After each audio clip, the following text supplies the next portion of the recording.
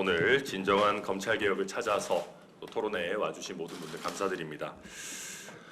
지금 민주당에서 소위 검찰개혁이라고 하면서 진행하고 있는 것들을 보면 꼭 검사의 필요한 기능까지도 다 없애버리는 검사에 대한 개혁이 아니라 검찰에 대한 복수혈전을 찍고 싶어하는 것 아닌가 생각이 듭니다. 아마도 거슬러 올라가면 예전에 노무현 전 대통령 그리고 좀 근래에는 조국 전 대표 또 특히 이재명 대통령에 대한 검찰의 수사에 대해서 굉장히 큰 반감을 가지고 검찰이라고 하는 조직의 필요한 기능까지도 완전히 말살해버리겠다라고 하는 어떤 보복 감정에 기인한 굉장히 왜곡적인 어떤 입법 행태들을 보이고 있다라는 생각이 들고요. 저는 요즘 민주당이 검찰을 거의 사실상 해체시켜 버리겠다, 수사권을 완전히 박탈하겠다라고 하면서도 특검에서는 검찰의 어떤 숫자를 더 늘리고 검사들의 수사 역량을 갖다가 쓰겠다라고 하는 걸 보면 민주당의 솔직한 심정은 검사들이라고 하는 칼을 우리는 쓰고 싶고 남들은 쓰지 마라. 그리고 민주당을 향한 수사는 하지 마라라고 하는 게 솔직한 심정 아닌가 싶습니다.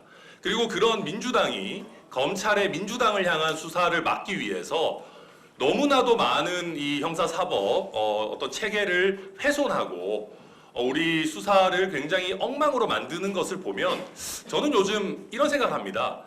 어렵게 이런 논의하지 말고 형사소송법에다가 그냥 검사는 민주당 사람들은 수사하면 안 된다라는 거를 넣는 것이 훨씬 더 효율적이고 간명한 해결책이자 국민들의 어떤 이익에도 부합하는 것 아닌가 그런 생각이 들 정도입니다. 근데 민주당도 염치가 있는 건지 없는 건지 그렇게까지는 못하니까 지금 체계 자체를 흔들어 버리려고 하는 것 같습니다. 이게 우리가 미디어를 통해서 보는 어떤 인식과 실제 수사 현장의 현실은 굉장히 괴리가 큽니다. 우리가 언론에 나오는 사건들은 많은 국민들께서 과잉해서 수사하는 거를 걱정하십니다. 너무 탈탈 터는 거 아니냐, 너무 빡세게 수사하는 것 아니냐를 걱정하시는데 실제 실무 현장에서 아주 큰 정치적인 스캔들이나 어떤 대기업이 연루되어 있지 않은 우리 일반 국민들이 피해자인 소소한 사건들은 오히려 열심히 수사 안 하는 것, 빨리 수사 안 하는 것이 문제인 게 현실입니다. 그런데 이 정치인에 대한 수사 아니면 기업에 대한 이 불편하고 크고 주목받고 빨리빨리 되는 수사를 제한하려고 이런 식으로 수사 과정을 굉장히 비효율적으로 바꾸고 서로 핑퐁 치면서 계속해서 지연되고 또 문제가 생겨도 바로잡을 수 없는 형태로 만든다고 하면은 결국 뉴스에 안 나오는 수많은 일상에서 어려움을 겪는 국민들의 불편과 수사 지연은 더 극대화될 수밖에 없습니다. 그래서 저희가 오늘 이 자리를 통해서 좋습니다. 민주당에서 정권도 잡았고 다수당이니까 정치인들을 검사들이 직접 수사하는 거, 제한하는 거 어쩔 수 없다면 받아들여야 되겠죠. 그러나 그런 상황에서도 국민들이 제대로 된 수사를 신속하게 받으실 수 있도록 하고 그리고 1차 수사기관, 주로 경찰일 겁니다. 1차 수사기관에서 문제가 생겼을 때 거기에 대해서 적절하게 빠르게 어떤 구제가 일어날 수 있도록 하는 방안을 모색해야 됩니다. 지금 민주당 정치인들 수사 좀 안 받게 하려다가 여러 국민들을 정말 피해가 구제가 불가능한 상태로 만들 수는 없어요. 제가 민주당이 하자는 것들 보고 있으면은 요즘 어떤 생각이 드냐면은 이재명 대통령 기본소득 이런 거 주시는 거 굉장히 좋아하시는데 법조인들한테 기본소득 주시려는 건가 그런 생각이 듭니다. 지금 민주당이 하자는 대로 하면은 법률 시장은 활성화될 겁니다.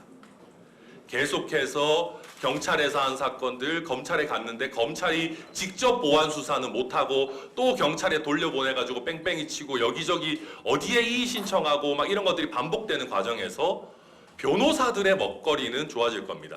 특히 경찰 출신 변호사들은 유례 없는 호황을 누리게 될 겁니다. 그런데 우리가 이런 수사 제도를 개편하자고 하는 게 변호사들 먹거리 좋게 하자고 하는 건 아니지 않겠습니까? 그래서 저는 오늘의 이 세미나를 통해서 몇 가지 원칙을 정하는 검찰 개혁을 해야 된다. 첫 번째는 이 수사 절차가 지나치게 복잡해지거나 지나치게 지연되어서는 안 된다. 국민들에게 피해를 줘서는 안 된다라는 게 가장 중요한 원칙일 거고요. 또 한 가지는 우리 국가 전체가 가지는 수사 역량이라는 것이 지나치게 훼손되어서는 안 된다. 나쁜 사람들, 나쁜 놈들은 수사할 수 있어야죠. 그래서 이런 원칙들을 지켜가는 과정에 거기에 플러스 알파로 바라건대는 살아있는 권력에 대한 수사도 좀 적절하게 이루어졌으면 좋겠다는 바람이 있는데 그 부분은 제가 봤을 때는 쉽게 지키기 어려울 것 같습니다. 그렇다 하더라도 최소한 국민들에 대한 본질적 피해가 없는 방안을 꼭 모색해야 된다. 그래서 오늘 그런 부분에서 저희가 진정한 검찰개혁이라는 주제로 개혁신당의 어떤 문제의식과 안들을 좀 발표드리려고 합니다.